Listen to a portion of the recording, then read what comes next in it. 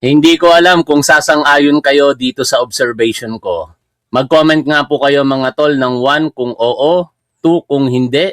Sapagkat dito po kay Levito Baligod, mukhang Duterte supporter na lamang po ang naniniwala sa kanya. Comment 1 kung kayo po'y hindi naniniwala dito kay Levito Baligod at sumasang-ayon sa ating obserbasyon. Comment 2 naman kung kayo po'y naniniwala kay Levito Baligod.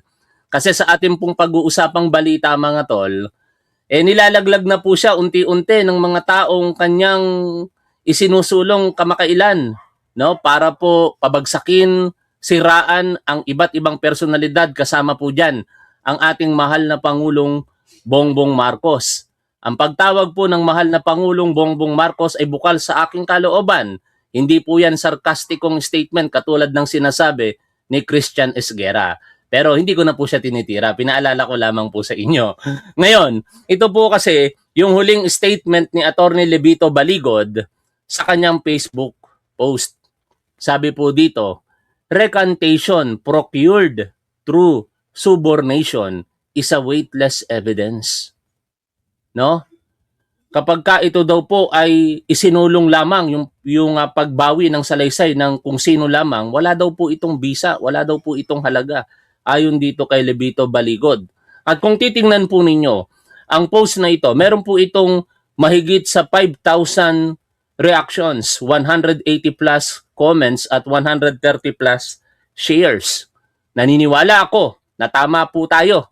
Tama kayo sa inyong obserbasyon na mga Duterte supporter na lamang po ang naniniwala dito kay Levito Baligod. Sapagkat ang mismong mga nakasama niya, inilaglag na po siya mga tol. Sa balita po na ito ng Bilyonaryo News Channel, sinasabi po dito, nakuha rin ng Bilyonaryo News Channel ang sinumpaang salaysay ng higit 20 security aid ni dating Congressman Saldico. Kabilang sa kanilang mga isiniwalat ang panunuhol umano ni Attorney Levito Baligod. Pakinggan po natin ang balita po na ito. Nakuha rin ng Bilyonaryo News Channel ang sinumpang salaysay ng higit 20 security aid ni dating Congressman Saldico. Kabilang sa kanilang mga isiniwalat ang panunuhol umano ni Attorney Levito Baligod. Ang detalye sa exclusive agenda report ni Isaiah Mirafuentes. Aabot umano sa mahigit 100 ang mga security aid ni former Representative Zaldico.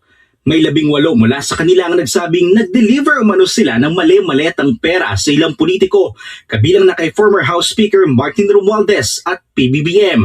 Pero nabawasan na sila matapos bawiin ng 4 ang kanilang mga pahayag. Idagdag pa rito si Orly Guteza na dati ring Marines. Eksklusibong nakuha ng Bilyonaryo News Channel ang Singit natin si Orly Guteza, no? Naniniwala ba kayo na well-coach si Orly Guteza? O kinoach, not well-coach, kasi di niya naman nagawa ng tama yung kanyang mga sinabi sa unang pagkakataon na duminig po siya diyan po sa Blue Ribbon Committee noong September 25, 2024. Tama ba? O 2025, baka nalito na, 2025. Ngayon, ito po yung isang ebidensya kung bakit marami ngayon ang nagsasabi na kinoach. Even ito nga pong si Senator Panfilo Lacson, naniniwalang kinoach nitong si Marcoleta. Ito pong si Orly Guteza. Sa bahagi po ng clip na isinare ni Attorney Wilfredo Garrido, ito po yung makikita po natin na parang inis na inis si Senador Dante Marcoleta na ngayon ay nakakulong na dyan po sa Payatas, Quezon City Jail, kung saan humaharap sa kasong plunder.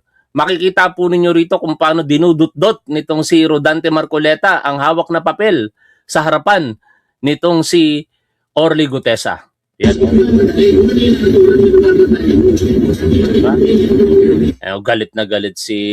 Ito basahin mo. Namumutla si Orly Guteza. Tatawa-tawa si Henry Alcantara.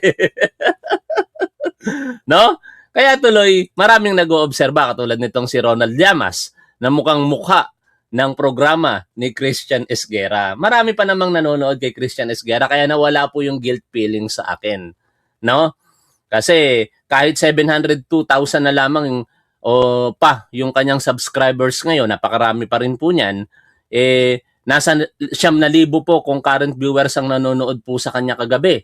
Ang kasama na nakita ko nung chinek ko yung kanyang subscription, kasi si Macmac Pablo, si paring Macmac, nakabantay sa subscribers count nitong si Christian Esguerra. To check the same, nakita ko nga kagabi 703 pa, now 702 na lamang. Pero ang guest ni Christian Esguerra kagabi, hindi ko naman pinanood, nakita ko lamang dahil automatic kasi nagpa-play yung video, ay ito pong si Ronald Llamas at saka si Attorney Barry Gutierrez. Kaya nung makita kong 9,000, aba, gumaang ang loob ko. Sabi ko, hindi naman babagsak si Christian Esguerra, no?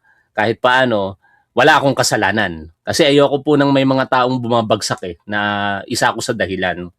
At kasama nga doon sa programa si Ronald Llamas na talagang sinusuportahan ng todo si Christian Esguerra, may pa-heart-heart pa kay Christian Esguerra na parehas sarkastiko ito sa ating Pangulong Bongbong Marcos. Pero ako naman, open ako sa mga yellow saka sa mga pink.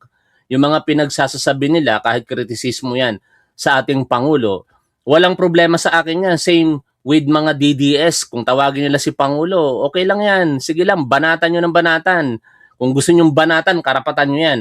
Pero kung kayo'y mag-aakusa ng mga seryosong paglabag sa batas, katulad ni Christian Esguerra, doon tayo hindi magkakasundo. Nauna ko na nga po diyang kinall out before ang hindi kakamping at hindi dilawan, hindi DDS daw. Pero mukhang dati naman siyang dilaw, dati rin siyang kakamping, ngayon mukhang uma-align sa DDS yung dinisbar na abogado na si Toto Kausing. Ngayon ay Dr. Kausing yata yung pangalan niya sa kanyang YouTube channel. Ang alegasyon niya naman kay Pangulong Bongbong Marcos ay gumagamit daw ng illegal na droga si Pangulo. Pagka DDS ang nagsabi niyan, sige lang, pinababayaan ko. Pero yung mga dilaw, kung sino man, kina-challenge ko talaga sila to a debate in particular. Hinamon ko ng debate, kung matatandaan ninyo si Toto Kausing. Nagkaroon pa kami ng pag-uusap niyan Now, pumayag siya. Actually, siya pa nga ang humingi ng neutral moderator. No? Nag-agree ako, kahit sinong mag-moderate sa amin, payag ako. Bigla na lamang niyang hindi ako kinausap, nagme-message pa ako sa Facebook, hindi na siya nagre-reply. Kaya I believe, umatras siya. Hindi naman sa dahil mahina siya, I believe, kung hindi dahil alam niya na pagka nag-push through yung debate namin, may kakaharapin siyang problema. Dahil unang-una, yung posisyon niya ay akusasyon ng walang ebidensya. Same with Christian Esguerra. Pero hindi na ako magpapakalalim pa kay Christian Esguerra, kaya puntuhan natin ngayon yung obserbasyon dito ni Ronald Llamas. Kino-coach siya ni Marcoleta. Tama ba yan? I believe tama ito. I'd like to begin with the recantation of Gutesa. Mabigat yung mga sinabi niyan. Ang scriptwriters ay sila Yes. Senator Marcoleta. Can you imagine in the Senate Yeah. fabricating? But, was it you who said parang dalawang highest bidders dyan na naglaban, nakakulong na yung dalawa. So, tumatras na itong si Gutesa. Hindi naman siya surprising Dahil kitang-kita mo naman yung Blue Ribbon Committee hearing. Talagang kino-coach siya ni Marcoleta. Tapos nandun din si Mike Defensor sa gilid-gilid, di ba? So hindi ka magugulat nung pa sinasabi ni Ping Lacson na parang kwanto, stage, no? Diba? Parehas ang naman ang obserbasyon natin lahat. Kasi mahirap talagang ikaila na walang pagtuturong ginawa si Marcoleta kay Orly Gutesa na ngayon mukhang sa nakalipas po ng mga balita kaugnay niyan, napatunayan na natin na nangyari talaga dahil unang-una may mga CCTV footages na tumugma na doon sa statement ni Orly Gutesa. Anyway, hindi naman yan talaga ang ating pag-uusapan. Naalala ko lamang kasi binanggit po dito sa balita na una nang nagsiwalat na mali yung kanilang mga unang sinabi ay itong si Orly Gutesa. At ngayon, nadagdagan pa ang problemang kakaharapin nitong mga taong nasa likod nila. Partikular, ito pong si Attorney Levito Baligod. Nasa balita po na ito ng Billionaire News Channel, hindi pa po nagbibigay ng pahayag. Kinukunan po nila ng opinyon, pahayag, pero hindi pa po sumasagot dito sa issue na ito si Baligod. 25 sinumpaang salaysay ng iba pang former security aide at drivers ni Zaldico. Kabilang ito sa mga sinumite ng kampo ni former Speaker Romualdez sa Office of the Ombudsman. Ay nako, top 1, wag mo nang idepensa si Christian Esguerra. Yaan mo na siyang bumagsak sa ginawa niya, hindi nakakakonsensya. Hindi ko naman din idepensa si Christian Esguerra. Saka kung ganyan ang pamantayan po ninyo, wala po akong magagawa dyan. Pero ako po kasi yung tao, nagpapakatotoo lang naman ako sa inyo. Ayoko po nung ako ang dahilan kung bakit meron pong bumabagsak na tao. No? Yun po yung personalidad ko At sinasabi ko lamang po sa inyo. Kung hindi po yun katanggap-tanggap sa inyo, irespeto nyo na lamang po yung paniniwala ko. Kasi simple po lang yun No? Ako'y hindi maka-Diyos, ibig sabihin, hindi relihiyoso. Not necessarily means na ako'y hindi po naniniwala sa Diyos. Magkaiba po yun. When I speak about hindi maka-Diyos, kasi may nakapuna sa mga sinasabi ko na ako'y hindi maka-Diyos, hindi po ako nagsasabi na hindi po ako naniniwala sa Diyos. Para po kasi sa akin, pag maka-Diyos ka, relihiyoso ka. No? Hindi po ako relihiyosong tao Nanggaling na po ako dyan. Pero gusto kong isabuhay kung ano po yung nabasa ko cover to cover mula po sa Bible. I almost became a pastor. No? Kaya very familiar ako sa salita ng Diyos at gusto ko lamang bigyan ng emphasis na bahagi ng pagiging Kristiyano ay hindi po ang paghahangad ng masama sa kapwa po natin. Kinall out ko si Christian Esguerra, hindi po para bumagsak siya. Never ko pong inisip na mangyayari yung nangyayari ngayon kay Christian Esguerra. Ang sa akin lamang para po ipagtanggol sa makatwirang kaparaanan ng ating Pangulong Bongbong Marcos, pero hindi po ako humahangad na siya po'y bumagsak. Kung kayo po'y nag-unfollow sa kanya at nag-unsubscribe sa kanya, then so be it. Pero sa aking punto, sa aking opinion, wag po nating hangarin ang masama sa ating kapwa. Kasi wala po tayong pinagkaiba sa mga kinikriticize natin kung ganon. No? Pasensya na po kayo, I have to say that. Sabi ko nga po sa inyo, hindi ako nang piplease dito ng manonood. I can stand on my own. Pero nagpapasalamat ako ng lubos sa mga patuloy na sumusuporta sa ating programa. Kahit ano, yung mga nasasabi ko dito na sa tingin nila ay katanggap-tanggap naman. Kung hindi naman katanggap-tanggap, ako naman ay kinikriticize nila, okay lang din sa akin yon. Wala pong problema dyan. Pero uulitin ko, hindi ko po pinagtatanggol si Christian Esguerra. Ayoko lamang merong bumabagsak na tao nang dahil po sa akin. Balik po tayo dito sa balita. Ayon sa kampo ni Romualdez, nakuha rin nila ang mga kopya mula mismo sa mga abogado ng mga ex-aide and drivers. Lahat sila iisa ang salaysay na base sa kanilang karanasan at kaalaman, wala silang nakita na nagatid ng mga maletang may pera sa sinumang mga opisyal, kabilang na sa ilang senador, kongresista o maging kay PBBM. Pagbubunyag naman ng 15 mula sa kanila, nilapitan at hinikayat umano sila ni Atty. Levito Baligod para raw sumama sa 18 maleta boys, kapalit ng pera at iba pang benepisyo. Grabe kung totoo itong mga akusasyon na ito, no? Kung ang hirap na kasi dito mga tol sa mga nagpapakilalang marites na ito, kung papaniwalaan pa natin sila Kasi ang isang tao kapag nagsinungaling, ang hirap ng paniwalaan sa mga susunod na sasabihin po nila kahit katotohanan na. 'Di ba? Nasisira yung integridad at kredibilidad ng isang tao the moment na siya'y nagkamali o nagsinungaling sa unang pagkakataon pa lamang. Pero tingnan natin kung saan hahantong ito kasi hindi naman po dito matatapos lamang ito sa ako. Kung ako nga po tatanungin ninyo, lahat ng mga involved na personalidad po rito dapat once and for all kasuhan, no? Si Orly Gutesa kasuhan ng perjury, yung mga bumaligtad na marites nagrecant kasuhan ng perjury. Hindi kasi pwedeng ganito na gagawa ka ng kasinungalingan di umano sa una tapos pag hindi na pumabor sa iyo ang sitwasyon babawiin mo.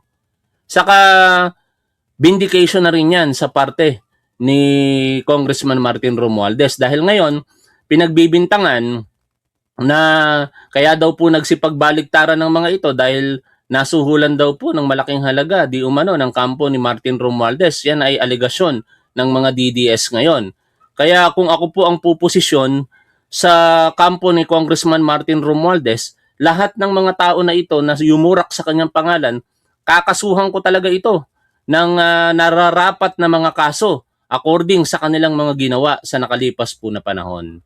No? Dahil pag hindi po kasi yan nangyari, mapag-iisip talaga ang tao. O tingnan ninyo, hindi kinasuhan, no? Kung ako nga kay dating Senador Antonio Trillanes, hindi ko babawiin yung kaso eh. Unfortunately, binawi ni dating Senador Antonio Trillanes yung kaso para doon sa 3 nagrekante. Kung ako, hindi ko po babawiin yun.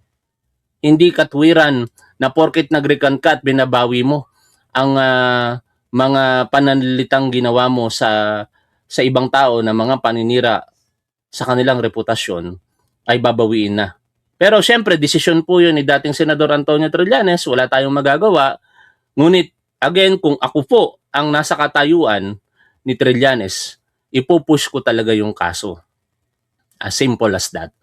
Tuloy po tayo sa pakikinig po dito sa balita.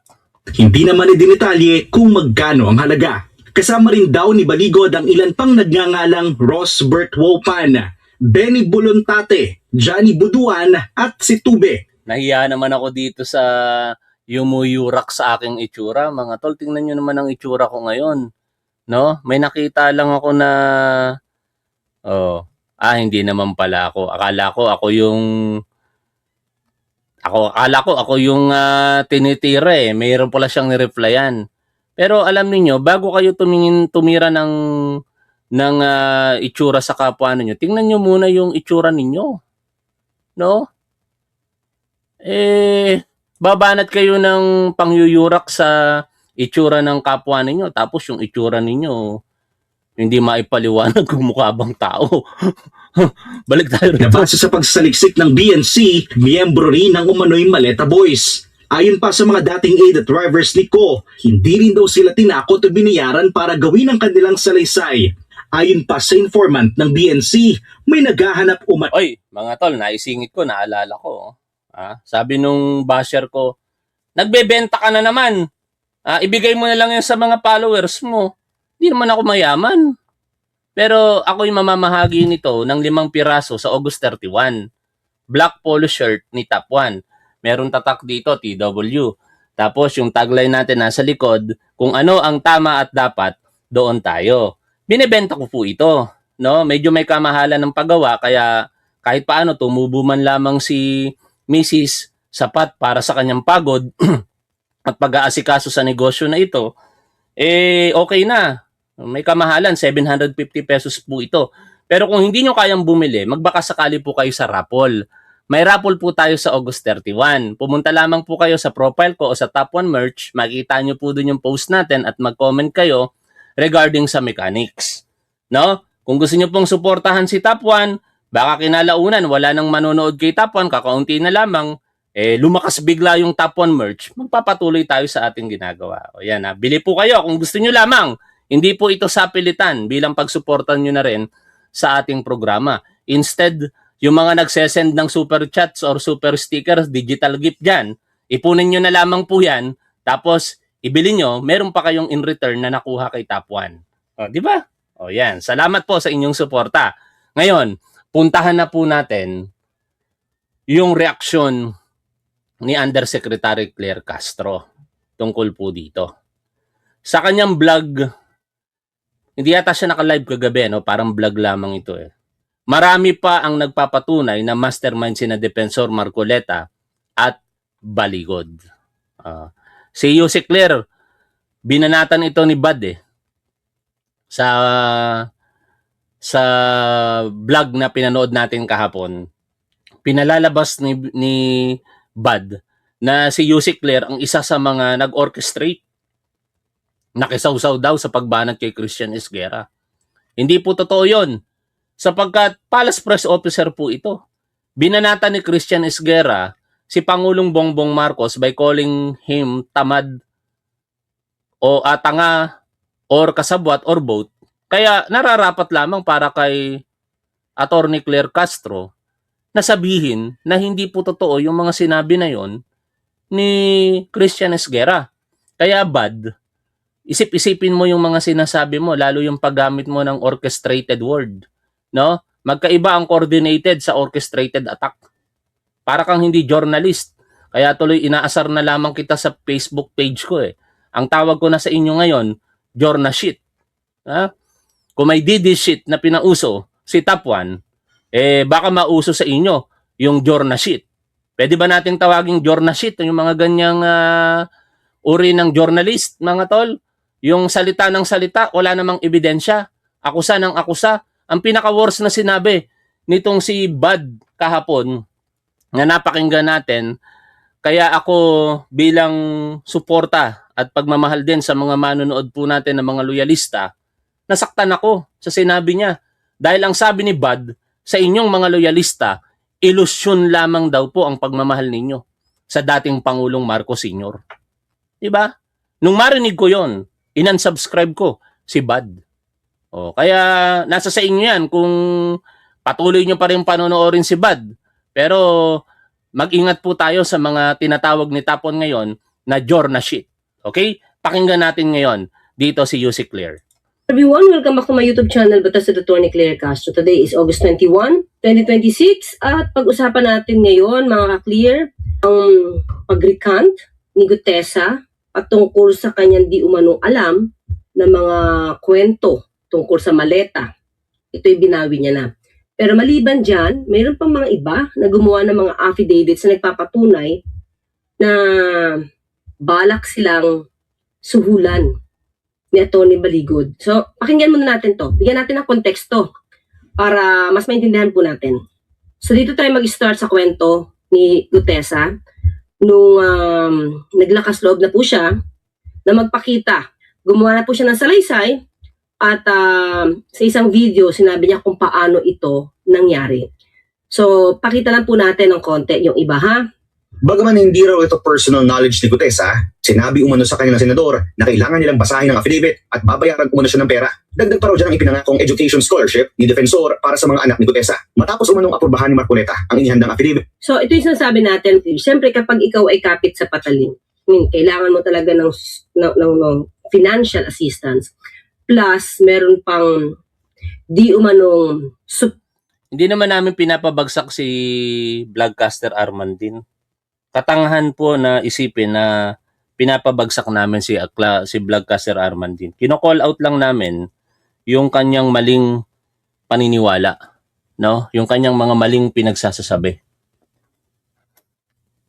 Si Christian Esguerra nga 'di ba?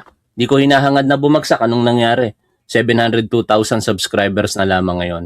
Hindi maganda ang maghangad ng kapwa, ng masama sa kapwa. Tandaan po natin 'yan. Pero kapag mali yung sinasabi ng isang tao, hindi rin naman tamang pigilan kami ng mga sumusuporta sa taong kanyang pinapasaringan at sinasabihan ng mali. Kung nasasaktan kayo ngayon dahil kino-call out si Vlogcaster, wala akong pakialam sa inyo. After all, hindi ko kayo kailangan dito sa aking programa. Ganyan ako kaprangka dito. Kayong mga sumusuporta kay Christian Esguerra at saka kay Vlogcaster, hindi ko kayo kailangan dito. Nagtataka nga ako sa inyo, sabi nyo, sinusuportahan nyo si Christian Esguerra, si Vlogcaster, pero nood kayo ng nood kay Top 1. Nasusuportahan nyo ako nang hindi nyo nalalaman. Katangahan yan. Pag kayo sumusuporta sa isang tao na binibira ng isang tao, dapat yung bumibira na yon hindi nyo sinusuportahan. By watching this program na nag-call out sa dalawang personalidad na yan na tinatawag nating Jorna sheet, sinusuportahan nyo ang programa ko. At uulitin ko, ang ganung gawi ay isang malaking katangahan. Big katangahan. porta para sa pag-aaral ng iyong anak. Yung iba talaga na siguro talagang wala mapagkukuhanan at itong pinakamadaling gawin para masustentuhan ng iyong pamilya ay ginrab ni Mr. Gutesa. Pero sabi nga natin, maraming paraan para ikaw ay kumita. Yes, pero syempre kailangan mong paghirapan yung pagkikitaan mo. Mas madali kasing kumita pag illegal yung gagawin mo.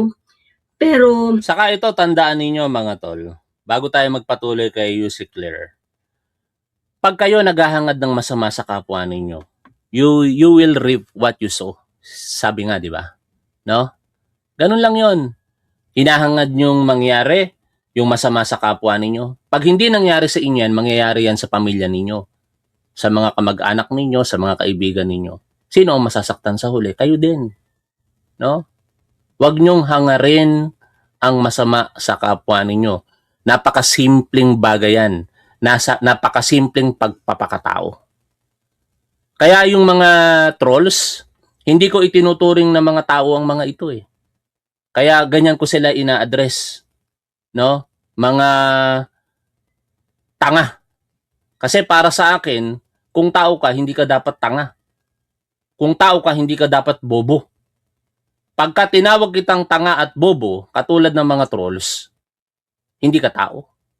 Ngayon, kung tao ka, paniniwala mo na lang yan. Pero sa paniniwala ko, hindi ka tao. Kasi para sa akin, ang isang tao, merong humanity, merong kindness, higit sa lahat, merong love. No?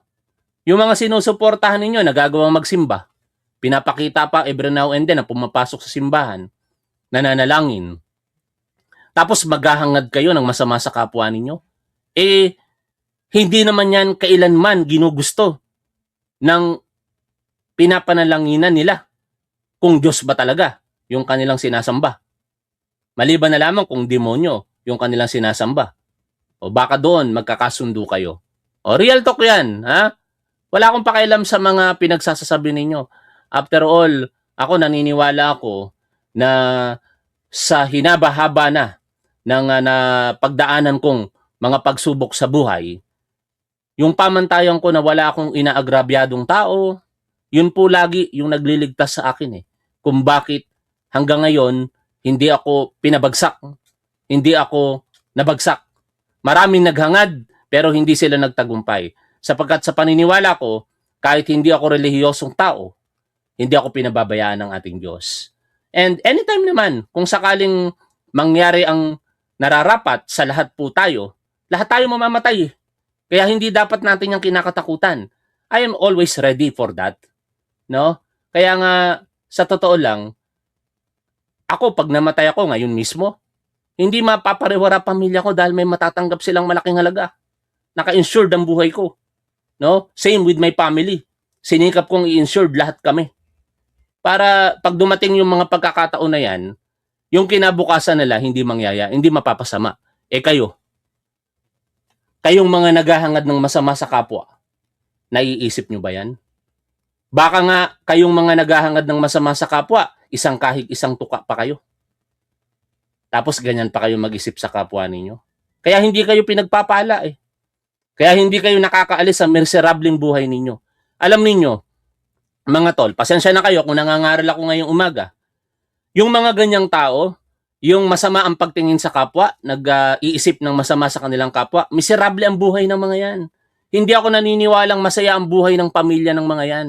Hindi ako naniniwalang masaya sa kanilang buhay. Kasi kung masaya ka sa buhay mo at ng pamilya mo, ang focus mo nga dapat nasa pamilya mo na eh. No? Ako, tingnan nyo, pansinin ninyo. Nagsasalita ako sa harapan ng kamera, pero pagkatapos ng pagsasalita ko sa harapan ng camera, makikita ninyo yung mga post ko sa Facebook. Magkakasama kami ng pamilya ko. No, kumakain kami sa labas, hanggat kaya ko, kakain kami. Kasama si Mommy Best Friend dahil nandito siya sa Pilipinas ngayon. Oh. Ibig sabihin lang nun, hindi miserable buhay ko. Kaya hindi ako naghahangad ng masama sa kapwa ko. Pagka ikaw naghangad ka ng masama sa kapwa mo, miserable buhay mo. Insecurity kasi yan eh. Para kang naiinggit. No? Sana mamatay na tong tao na ito. Sana magkasakit na ang mga kamag-anak nito. O, inggit yun.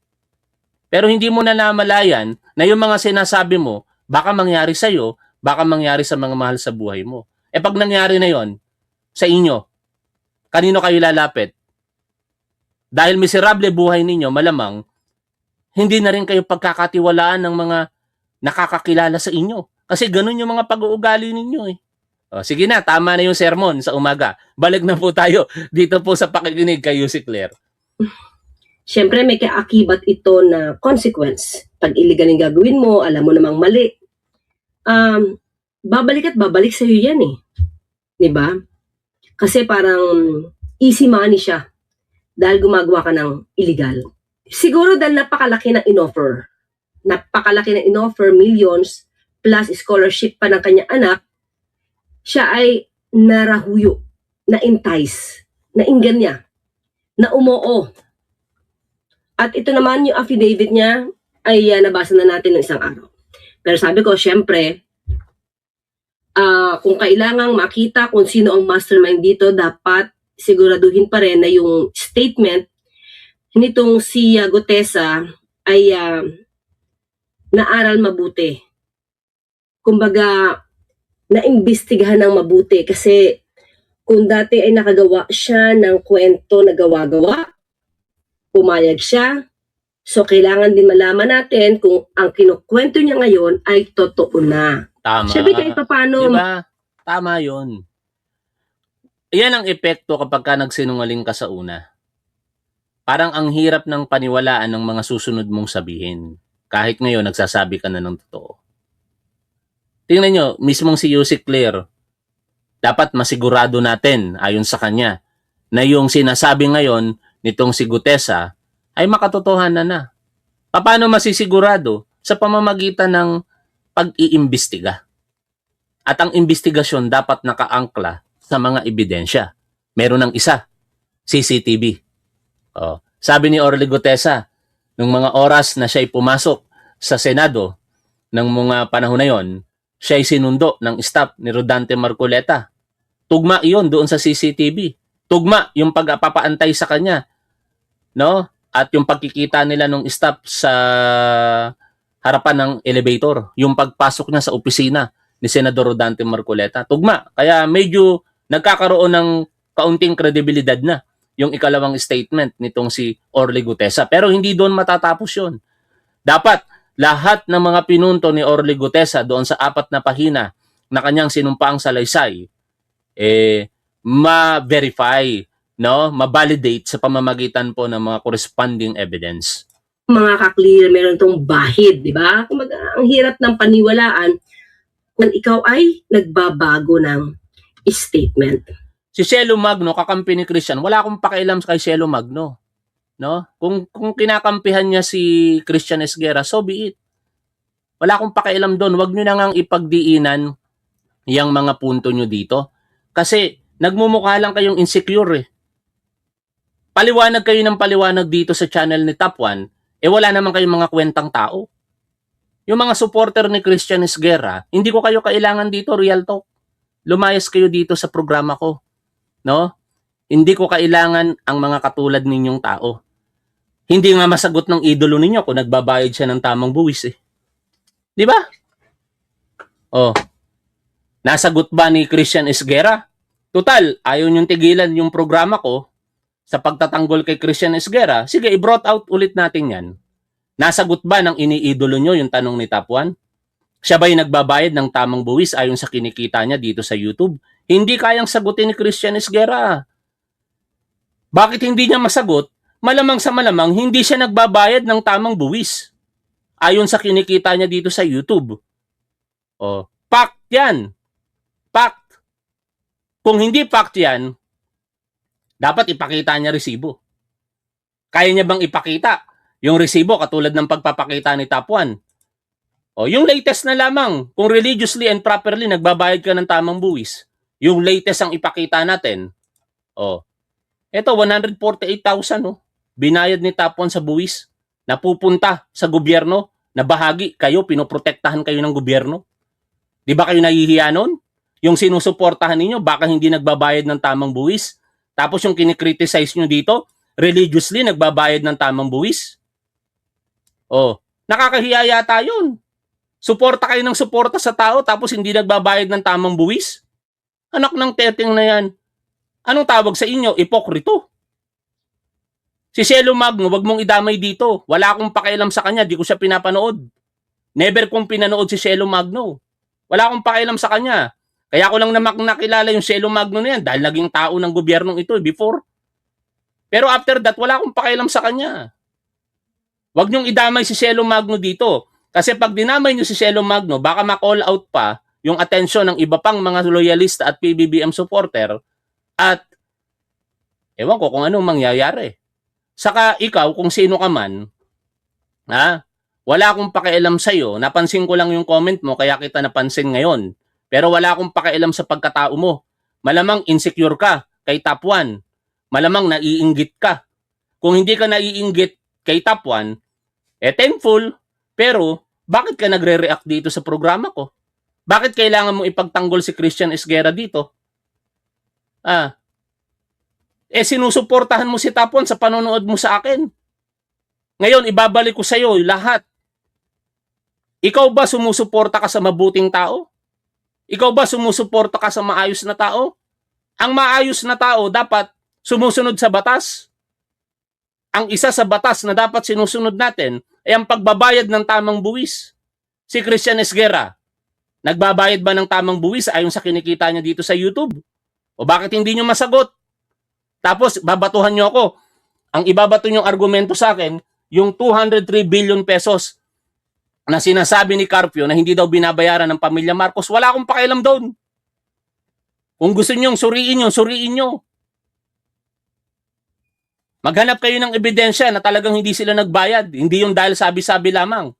Ako, sarili ko ngayon ang sinasabi ko dito, nagbabayad ako ng tamang buwis. Si Christian Esguerra, saka si Bloodcaster, Armandin, nagbabayad ba sila ng tamang buwis ayon sa kinikita nila dito sa YouTube channel? Di nyo kayang sagutin. No? Ang tanging makakasagot lamang sa mga sinasabi ko dito tungkol sa pagbabayad ng buwis ay kung katulad kayo ni Top 1 na nagbabayad ng tamang buwis. Resibo. Wala nga makapagpakita kahit sino. Real talk tayo rito. Sino sa mga content creator, lahatin na natin lahat. Dahil gusto nyo, lahatin kaya ba nilang gawin to? Sumuporta kayo kung gusto nyo suportahan yung mga tao na yan, wala akong pakialam. Pero sana ang sinusuportahan ninyo, yung nagbabayad ng tamang buwis. Nakakahiya rin kasi sa inyo. Biruin ninyo, nag-e-effort kayong manood, gumagamit kayo ng internet. Ang internet, merong 12% VAT. Kayo nagbabayad ng tamang buwis. Tapos yung pinanonood nyo, hindi nagbabayad ng tamang buwis. Anong tawag doon? Katangahan yun. Balik tayo kay Yussi Clear. Ipinag-utos daw ni Marcoleta na agad itong ipanotaryo at dumalo sa Senate hearing kinabukasan. Isinalaysay ni Gutesa sa kanyang affidavit ang naging pagpunta niya. Yan, ito mga ka-clear. Nabunyag na ito, na nakita talagang pumunta itong si Gutesa sa kwarto ni Senator Marcoleta. Okay, pakita ko lang sa inyo ha. Alam nyo, pabor sa akin, pag tinapi ko si Christian Esguerra, pagkakakitaan ko yun No? Kaya okay lang yan. Kung gusto nyo itapi ko siya, pwede ko siyang mayat-mayain. Di ba? Pero wag kayong mag-isip, lalong-lalo na mga DDS, na porkit tinatapik namin yung mga kakamping at dilaw na yan, mananalo na si Sara Duterte. Itaga nyo sa bato ito, hindi mananalo si Sara Duterte sa 2028. Itigil nyo na yung totoong ilusyon na yan. Kung merong mang dapat sabihan si Bloodcaster na ilusyon, kayo yon mga DDS. Hindi yung mga loyalista. Kasi mga ilusyonado kayo No? Nabubuhay kayo sa ilusyon na mananalo pa si Sara Duterte sa pagka-presidente. Malabong mangyari yan. Malabong mangyari. Kasi syempre, itong si Gutesa kasi, bigla kasi itong naging... Anong sabi ni Nanay di Survivor 379? Lagas na rin 1K si Bad. Ganun ba? Ano bang nangyari sa mga yan? Tingnan nga natin. Hindi naman siguro. 272,000 na nga lang. 273,000 ito kagahapon. Yun yung nakikita nyo, silent majority. Ito, binabalik lang naman sa kanila yung nangyari. Kasi mahilig sa cancel culture ang mga tao na ito, yung mga kakamping before. Hindi ko nilalahat Marami akong mga kamag-anak, kaibigan na kakamping dilaw. Pero wag na natin ikaila na dilaw o kakamping si Christian Esguerra. Yung ilan sa kanila nagka-cancel culture. Ngayon, inaani nila yung ginawa nila sa nakalipas na panahon. Pero ayokong mangyari na bumagsak sila. Ganun lang kasimple yan. No? Sana wag silang bumagsak.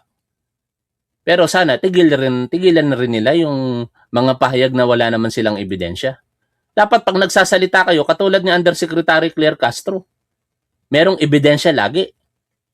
No? Nung sinabi ni Yussi Clear, nagalit sa kanya yung ilang mga guro, na ibang mga guro hindi nagtuturo ng tama sa kanilang mga estudyante. evidence-based yun. No? In fact, ito nga yung shared post ni Attorney Wilfredo Garrido tungkol dun Oh.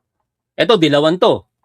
Oh, pero, nakikita nyo naman, lagi kong sineshare din yung mga post niya kasi walang problema sa akin ang pagiging dilaw mo o kakamping mo kung ikaw ay nagkikriticize na may katwiran naman base sa iyong paniniwala. Pero wag kang mag-aakusa ng mga bagay-bagay. Nung inakusahan ni Wilfredo Garrido na ang pumatay daw kay Ninoy Aquino, si dating First Lady Imelda Romualdez Marcos, sinare ko rin yun, pero tinatanong ko, ano ba ang tunay na motibo?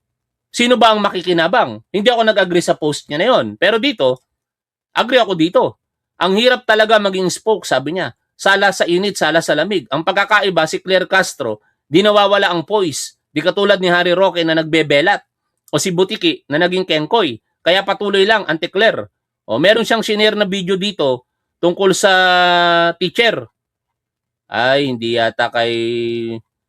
pala kay Wilfredo Garrido ko nakita yon. Kanino ko kaya nakita yon? No? Yung ebidensya na yung kumuha ng video mismo sa pambabastos kay Pangulong Bongbong Marcos ay isang teacher. Pero alam ko siya nag-share nun Teka lang Hanapin ko lamang dito. Kasi si Yussi Claire, hindi yan nagsasalita ng walang kaukulang ebidensya, mga tol. Abogado Hindi siya katulad ng ibang abogado na napakasinungaling. Kaya nga kung ipupush ko yung pangarap kong maging abogado, gagawin kong inspirasyon si Yussi Claire No, hindi katulad ng ibang mga abogado na sinungaling. Nasa na ba yun? Hindi ko makita. Pero I believe, merong shared video kung saan yung pambabastos kay Pangulong Bongbong Marcos nakita at narinig nating lahat, hinangad pang bumagsak yung helicopter na sinasakyan ng ating Pangulo, ang kumuha po nun, isang teacher. Ganon ka... Saka ang pinakamagandang ebidensya kung gaano katama yung sinasabi ni Yussi Claire na may ibang mga guro na hindi talaga nakapagturo ng maayos even sa kanilang mga anak, ay si Harry Roque at saka si Daryl Yap, produkto ng mga guro, anak ng mga guro, apo ng mga guro. Pero tingnan nyo yung mga pag-uugali. Balasubas. Witness, naging resource person nang walang alam yung miyembro ng Blue Ribbon Committee at the time. So, syempre, tingin ko, tinignahan ni Senator Lacson kung paano nakarating itong taong ito sa Senado dahil biglang sumulpot. So, doon niya nakita, mga ka-clear, at alam naman na natin ito, kung kung paano, dito kinuwento ni Senator Lacson kung paano nakita through CCTV na unang pumunta si Gutesa sa kwarto nga ni Senator Marcoleta. Ito yung proof, mga ka-clear. Kaya hindi na ito na ikaila. At tingin ko, Alam mo, Top 1, sa ginagawa mo, ang DDS ang natutuwa sa mga pag-iingay ninyo. Wala akong pakialam. Wala akong pakialam sa komento ninyo. Nakita ko lamang Uulitin ko. Kung natutuwa ang mga DDS sa ginagawa namin, so be it, wala akong pakialam. Ano yun? Porket hindi dapat matuwa ang mga DDS kahit tawaging tanga at kasabwat ni Christian Esguerra, ang ating Pangulo, hindi na natin i-call out. Kahit tawagin ni Vlogcaster Armandin na ilusyon lamang ang pagmamahal ng mga loyalista sa dating Pangulong Marcos Sr., hindi natin i-call out. Yan ang mahirap sa inyo Gusto nyo, pabor lang lagi sa inyo. Wala akong pakialam kahit natutuwa ang mga DDS. Ako'y sumusuporta sa ating Pangulo. Kayong mga kakamping, kayong mga dilaw, kayo ang may kailangan sa amin sa 2028. No? Kayo may kailangan sa amin. Kung gusto nyong manalo si Leni Robredo or si Risa Ontiveros, kung sino man na inyong isinusulong, kayo ang makipag-ayos sa amin. Hindi kami ang dapat magpakumbaba sa inyo. Wala dapat nagpapakumbaba sa atin. Kung gusto nyong pantay-pantay lamang, so be it. Pero hindi kami ang may kailangan sa inyo. Kahit ngayon, kahit iwanan nyo ng suporta ang Pangulong Bongbong Marcos. Wala namang mawawala kay Pangulong Bongbong Marcos dahil marami pa rin nagmamahal sa kanya. Pero nagpapasalamat tayo sa lahat ng mga kakamping at mga dilaw na makatwiran. Hindi katulad ng mga Jorna Sheet na katulad ni Vlogcaster at ni Christian Esguerra. Maraming mga kakamping at mga dilaw ang maayos mag-isip. Kinikriticize nila from time to time si Pangulong Bongbong Marcos at gobyerno nito, pero hindi sila nag-aakusa ng mga krimen, lalong-lalo na wala silang hawak na ebidensya. Yan ang mahirap sa inyo eh. Huwag niyong dahilan na natutuwa ang mga DDS dahil I don't care. Wala akong pakialam. Ang suporta ko kay Pangulong Bongbong Marcos, hindi sa kakamping, hindi sa mga dilaw. Alam na alam nyo na yan. Eto nga oh, nakikita nyo yung nasa likod ko. Hindi ko rin naman makukuha itong 2 silver play button na ito kung hindi dahil sa suporta ko kay Pangulong Bongbong Marcos. Dahil more than 90% ng mga manonood dito, mahal si Pangulong Bongbong Marcos. May mga lehitimong viewers si Top 1, katulad ni Mami Best Friend, si Nanay Survivor 379 at iba pa dyan, na kahit iba topic ko, susuportahan ako ng mga yan. Pero more than 90% o baka more than 95% pa nga, lahat nagmamahal kay Pangulong Bongbong Marcos. Tapos, idadahilan nyo yan porkit hindi dapat matuwa ang mga DDS, hindi na namin i-call out ang mga kapwa ninyo kakamping or dilaw? Anong uri ng pag-iisip yan? Ha?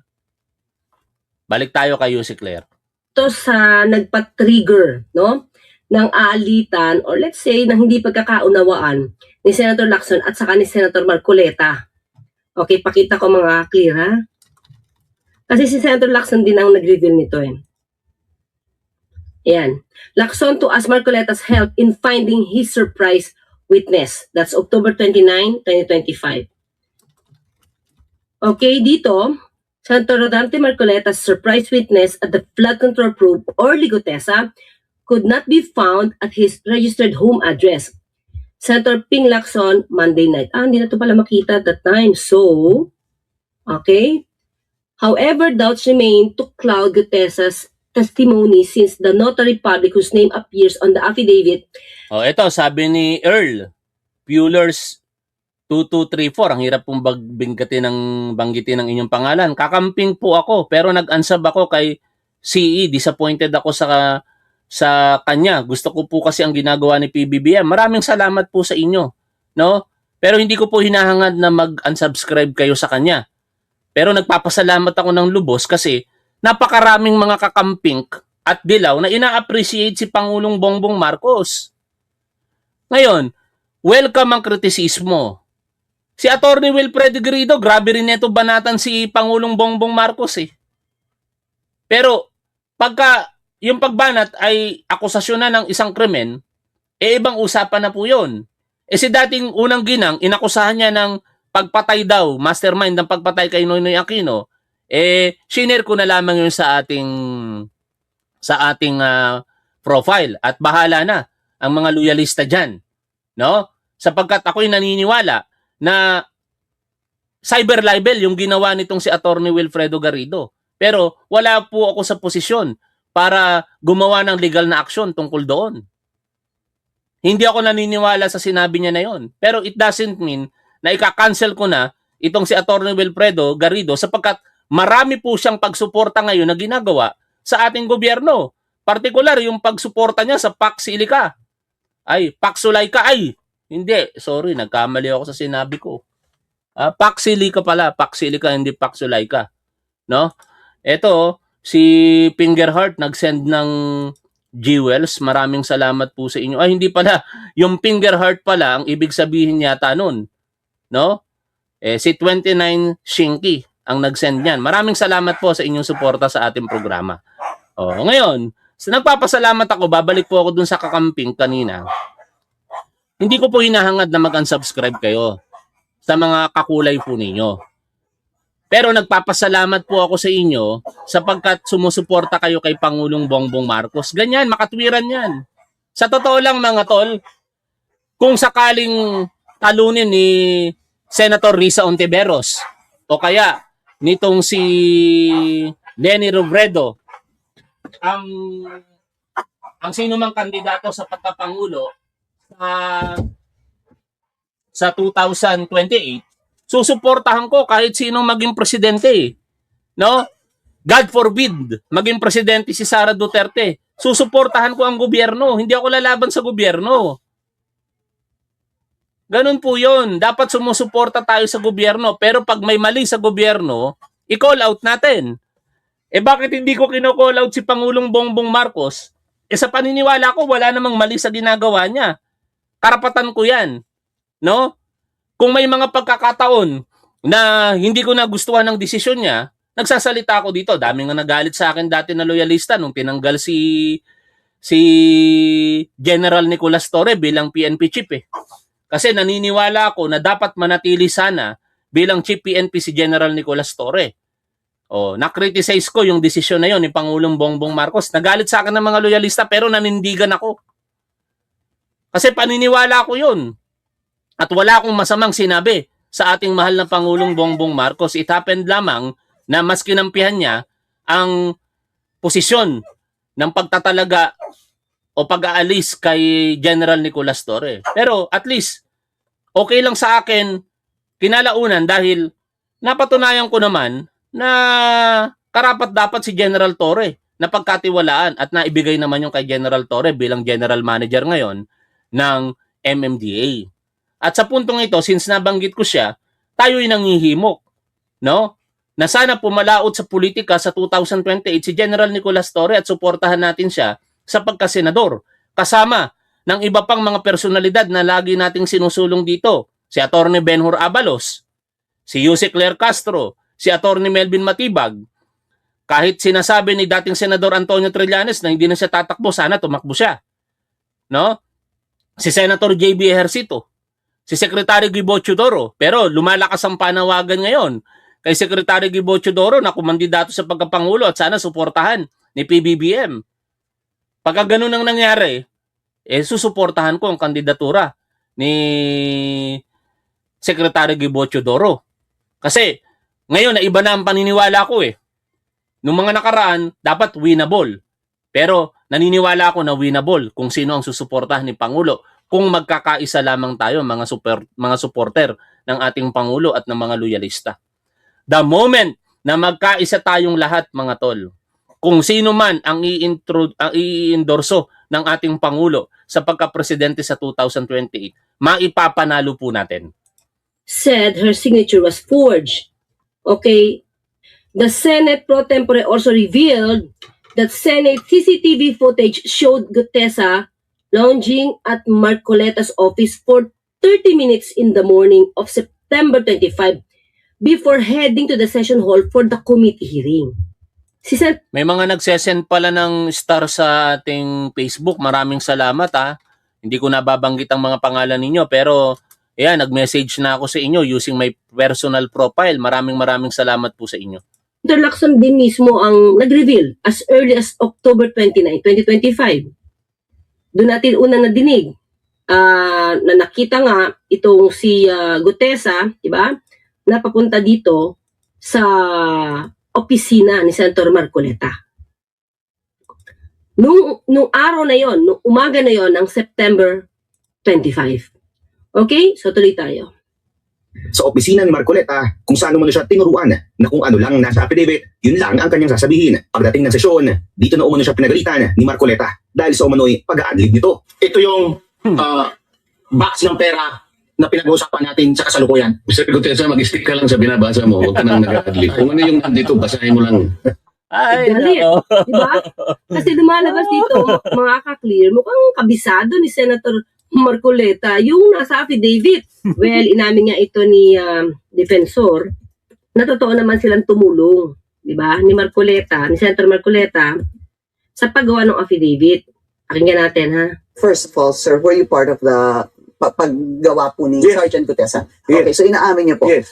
Posible ho din kayong imbestigahan ng DOJ. Welcome. Okay, una kay Judge Season. I respect the ruling of the court. Pero kahit naman sa Supreme Court, very clear na yan. You only notarize to make it a public document. In good faith si Gutesa na nagpunta sa notaryo. Hindi niya kailangan pikiin yung seal. Hindi niya kailangan pikiin yung registry. Because in fact, Pinky, just a side story, nung nag-uusap na yan, Hindi naman talaga kayang pikiin yun kahit gustuhin ni Gutesa sa punto na yon. Pero ang pinaka-ebidensya kasi niyan, itinanggi nung mismong notary public na ninotaryo niya yung affidavit ni Gutesa. Saka ang pinakapunto ngayon dyan, ano ba ang katotohanan? Yung statement niya ba? Nung una o yung ikalawa? Dapat maimbestigahan, sabi nga ni UC Claire. Pero kung tayo sa ating Court of Public Opinions, alam na natin yung mga circumstantial evidence kung tawagin na mukhang kasinungalingan ng mga pinagsasabi ni Gutesa doon sa una at mukhang tama na itong ikalawa. Bakit? Mas alam nga ni Rodante Marcoleta yung binabasa ni Gutesa sa unang pagkakataon. Nakita naman natin yung video, galit na galit si Marcoleta, dinudut-dut yung papel na hawak sa harapan ni Gutesa. Tapos narinig pa natin sa vlog na ito ni Yussi Claire, sabi ni Marcoleta, mag-stick ka lang sa binabasa mo, huwag kang umalis. Diba? Basahin mo lang kung ano yung nakalagay dyan sa statement. Something like that. Tapos dadagdagan pa nung CCTV footages na nagko-confirma na si Gutesa sinundo ng staff ni Marcoleta at nakita sila sa elevator na kasi umihi si Gutesa dahil wala pa yung staff nung una. Kinalaunan, nasa harapan ng opisina, pumasok si Gutesa, after ng ilang minuto, lumabas si Gutesa. Akma lahat doon sa kanyang statement. Hindi nagsisinungaling ang CCTV. sabi ni Senator Marcoleta, Sarge, panotarize mo naman yan. I even in fact opposed it. Sabi ko, Senator, kadante hindi naman kailangan yan inotarize. Kasi under oath yan sa Senate. Hindi, sabi niya, gusto ko prepared. So, in good faith, nagpunta Sergeant Gutesa. I was not with him. No one was with him. Pero nandyan yan. So siya Pero- talaga nagpunta mag-isa? Yes. Exactly where, sir? Somewhere in Manila, merong isang, may picture, pinakunan ko I sent it to Senator Marcoleta, yung Na itong surprise witness na ito ay talagang walang kaabi-abiso. Pero nakita naman natin, di ba, alam na ni Senator Marcoleta ahead of time na meron siyang ipapalabas na surprise witness. Pero ito mga clear ha, ito yung September 26, 2025. So yan po. Dito, sinabi rito, surprise witness Orly Regala Gutesa who was presented without earlier notice to the Senate Blue Ribbon by Senator Rodante Marcoleta will be the subject of a full record check and background investigation following a lawyer's complaint that her supposed notarization of his affidavit was fake.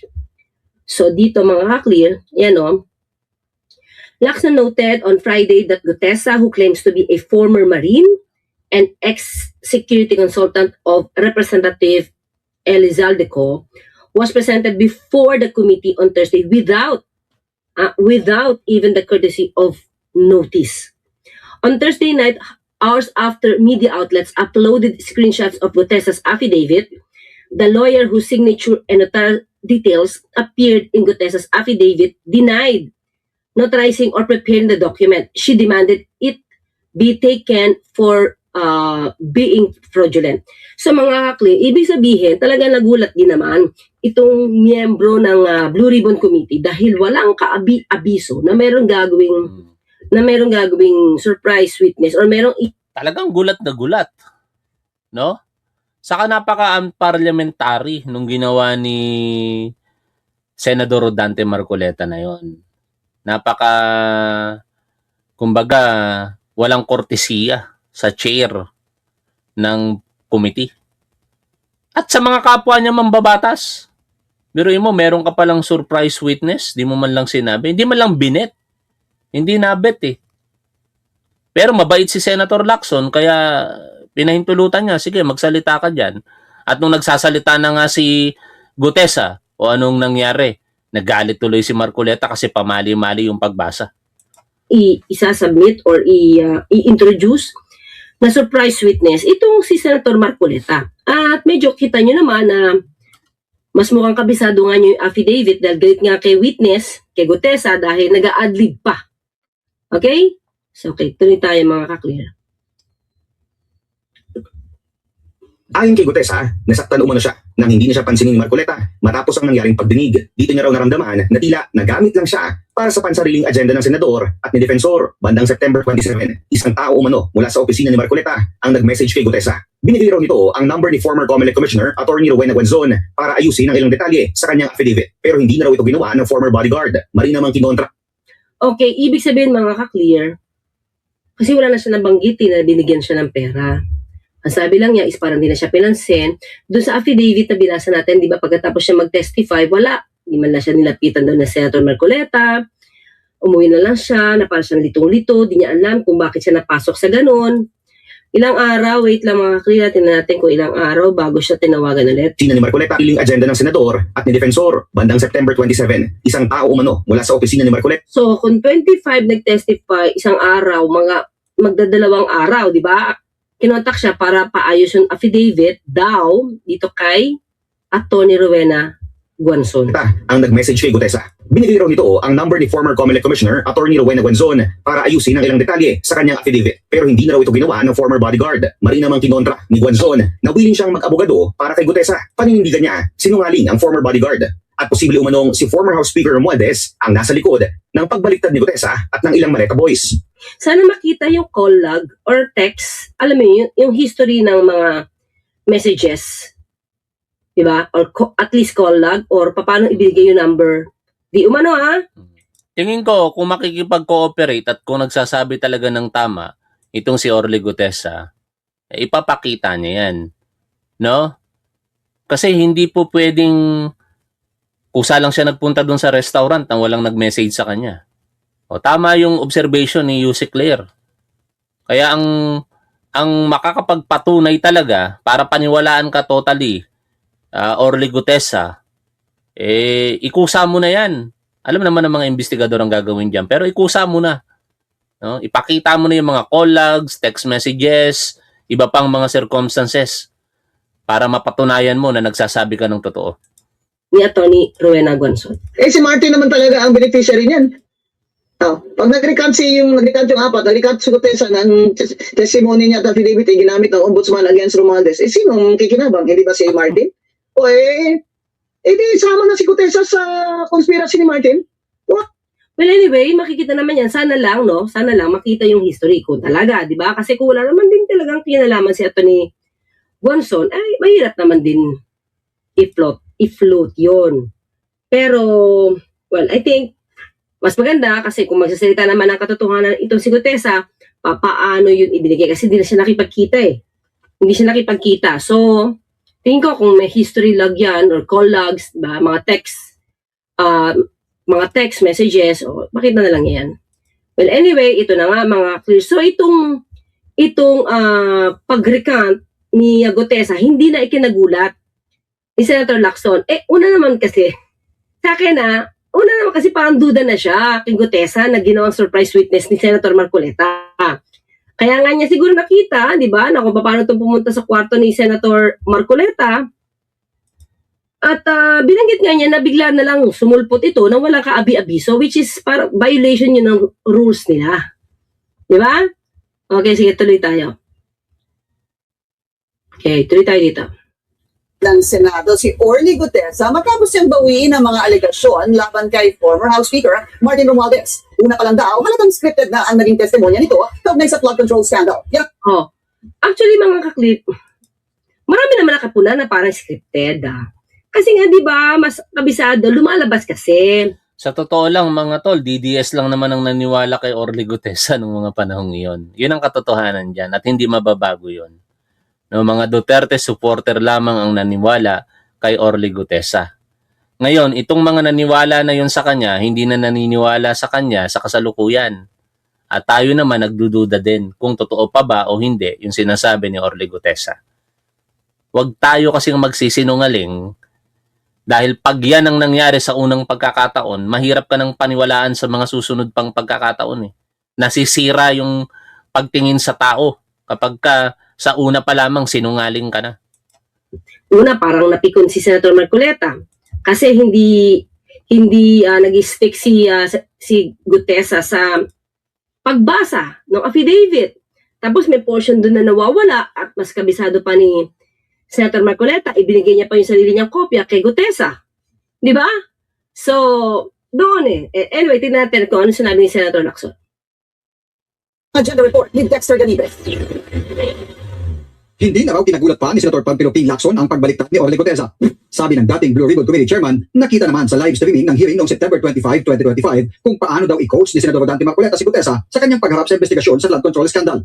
Mapapansin daw sa pagharap ni Gutesa noon kapag nag-a-adlib siya at hindi sinusunod ang nakalagay sa nakasulat sa sinumpaang salaysay ay pinupuna siya ni Senador Marcoleta. Dagdag pa ni Lacson na naging one dime a dozen o pangkaraniwan na ngayon ang pagbaliktad ng mga testimonya ng mga tinaguriang Maleta Boys. Inahalin tulad pa ni Lacson ang katagang lagaring hapon na lingwahean niya ng mga mandurugas na doble kita o 40-40 vision.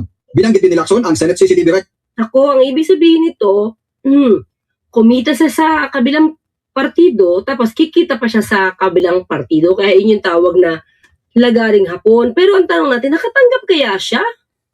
Kasi nung pagka-testify niya, sabi, di ba, hindi na siya pinansin, kaya feeling niya nagamit lang siya. Ang makakasagot niya si Gutesa, pero kung huhulaan natin, baka malamang hindi. Kasi masakit yung mga damdamin niya masakit yung damdamin niya sa mga sinabi niya, di ba? Feeling niya daw, nalinlang siya.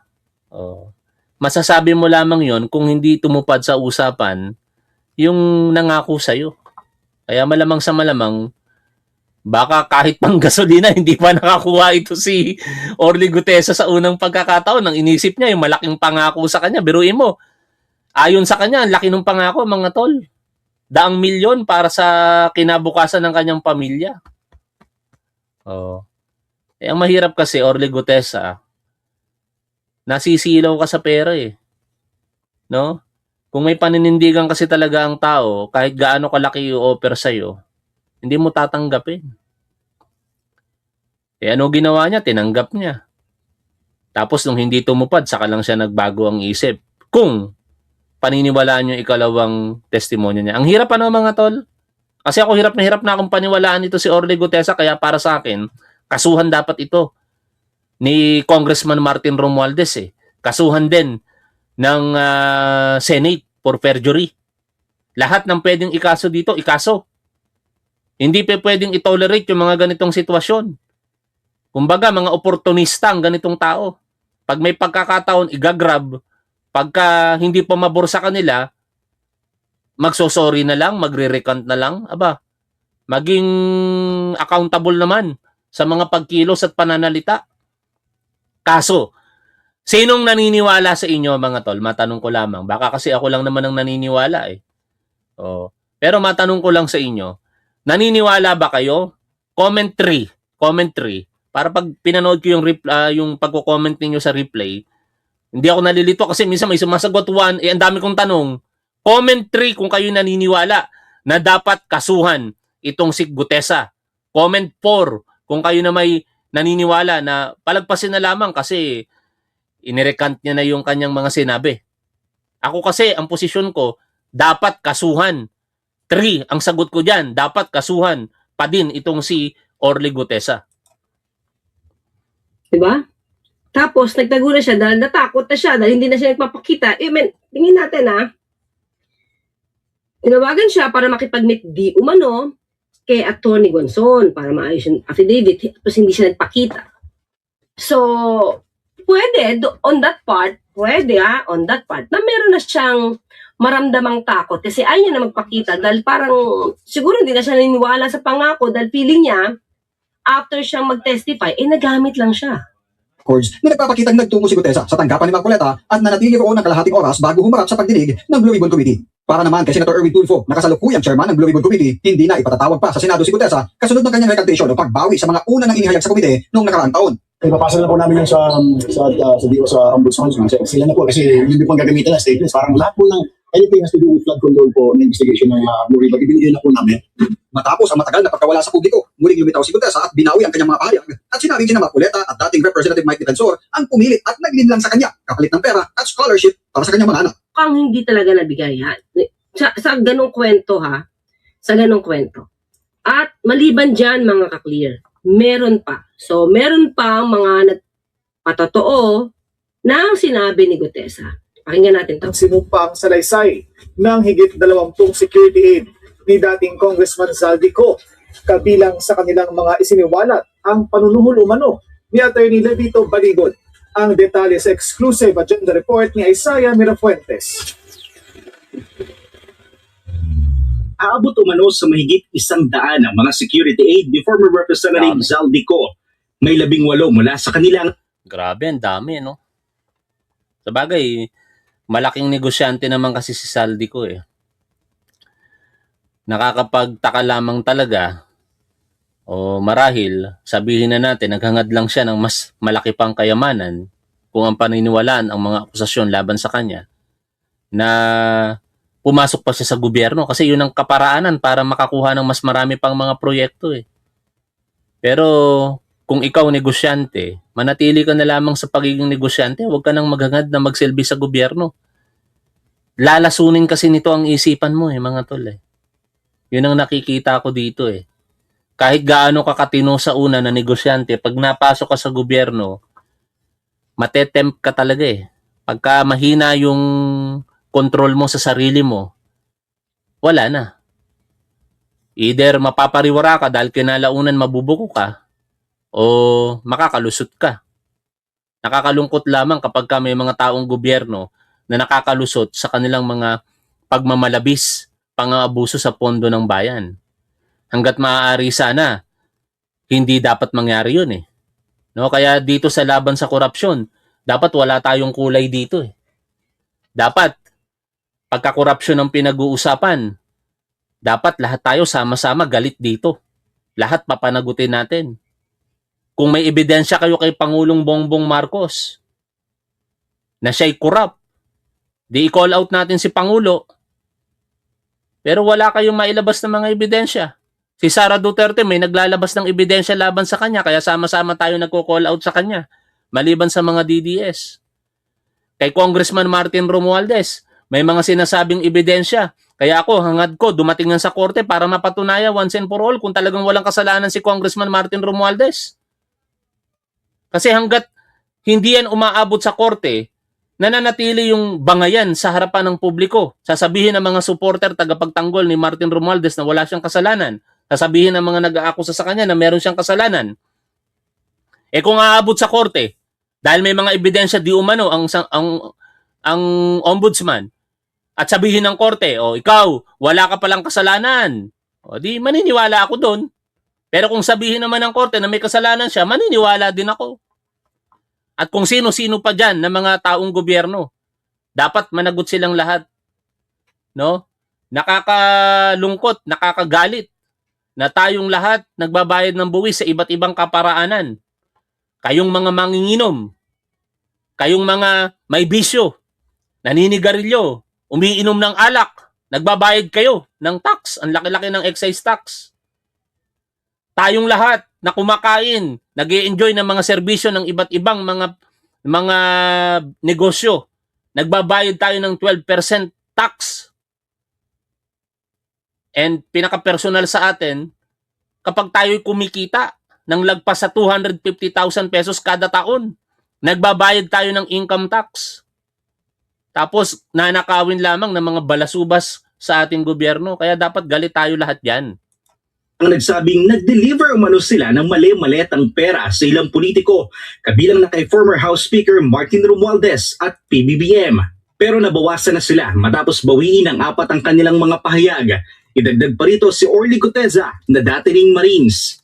Eksklusibong nakuha ng Billionario News Channel ang 25 sinumpaang salaysay ng iba pang former security aid at drivers ni Zaldico. Kabilang ito sa mga sinumite ng kampo ni former Speaker Romualdez sa Office of the Ombudsman. Ayon sa kampo ni Romualdez, nakuha rin nila ang mga kopya mula mismo sa mga abogado ng mga ex-aid and drivers.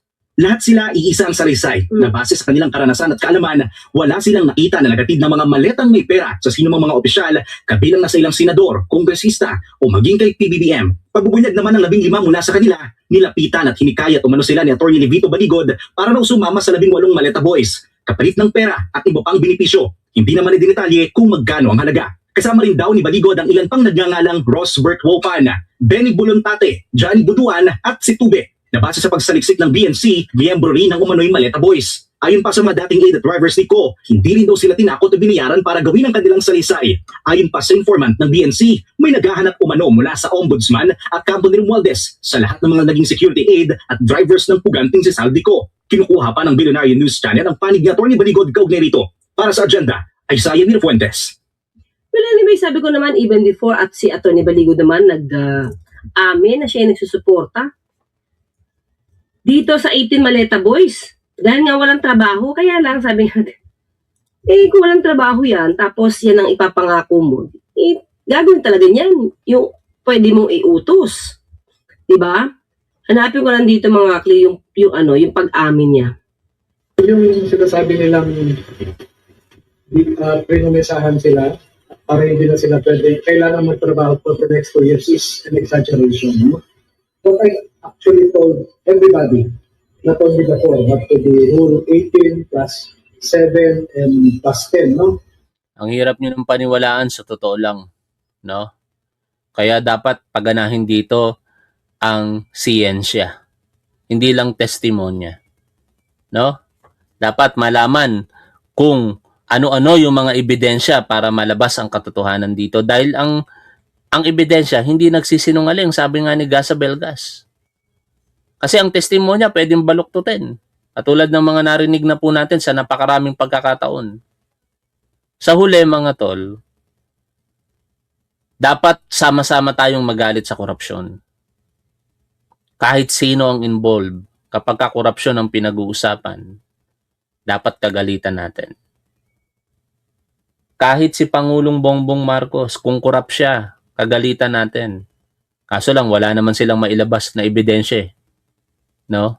At ako personally, naniniwala akong hindi korap si Pangulo. Isang ebidensya para sa akin na hindi siya korap, yung siya mismo naglantad nito. Walang tanging Pangulo o walang Pangulo kundi natatangi si Pangulo, BBM, ang kumumpronta ng ganito kalaki laban sa korupsyon. Ito yung kanyang naging pahayag kamakailan, no? Di ba? Bakit ang mga nakaramba na Pangulo, may nakita ba kayong ginawang ganon? Meron ba silang kinulong? Meron ba silang finish na account? Meron ba silang mga investigation na ginawa? Wala. Sa akin lang. Tapos sasabihin, ako daw ang may kagagawan. Bakit ang mga nakaramba na Pangulo, may nakita ba kayong ginawang ganon? Meron ba silang kinulong? Meron ba silang finish na account? Meron ba silang mga investigation na ginawa? Wala. Ewan ko kung manonood natin to It Wasn't Me. Alam mo, you know, Mr. Podcaster, ayusin mo muna yung pananalita mo. Pero kung hinahanapan mo ako ng resibo, eto na nga, oh. Eto na yung resibo, eh. Nakikita mo ba to? Latest to. Second quarter 2026. Income tax, percentage tax, 148,000 pesos in total. Ano ka ba? Bulag ka ba? Di ka ba nahihiya sa sarili mo? O baka hindi naman ako tinutukoy mo. Pero kung ako tinutukoy mo, kaya nga nagulat ako eh. Kasi familiar yung pangalan mo eh. Tapos maganon yung mababasa ko. Yun. Lagay nyo kasi ng pangalan. Nagulat ako eh. Baka may gumagamit na ibang pangalan. It wasn't me. Sabi ko napapanood ko to. Kaya nakikita ko yung comment mo. Kasi hindi ko na matiis eh. Ganun kasi ako pagka familiar yung pangalan. Kung DDS alam ko, di ko papansinin yan eh. Salamat at hindi naman pala ako. Huwag kayong magalit kay It Wasn't Me ha. Kasi alam ko talaga manonood natin yan.